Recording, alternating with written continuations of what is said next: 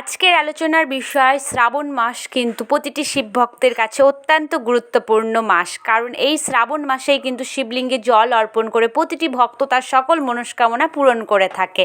তাই এই শ্রাবণ মাসে শিবলিঙ্গে জল অর্পণ করার সময় যেই নিয়মগুলি মেনে চলা একেবারে বাধ্যতামূলক, সেই নিয়মগুলি হলো আপনারা অবশ্যই শুদ্ধভাবে শুদ্ধ বস্ত্র পরেই কিন্তু শিবলিঙ্গে জল অর্পণ করবেন।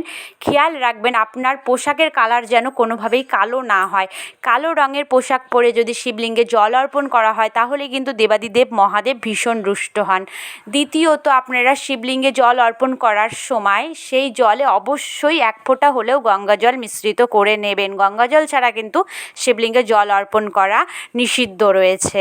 তৃতীয়ত, শিবলিঙ্গে জল অর্পণ করার পরে কিন্তু আপনারা অবশ্যই দেবাদিদেব মহাদেবের উদ্দেশ্যে কিছু প্রসাদ নিবেদন করবেন। সেই প্রসাদে কিন্তু অবশ্যই একটি বেলপাতা দেবেন। এইরকম ভিডিও পেতে চ্যানেলটি সাবস্ক্রাইব করবেন। ভালো লাগলে অবশ্যই লাইক, শেয়ার, কমেন্ট করুন।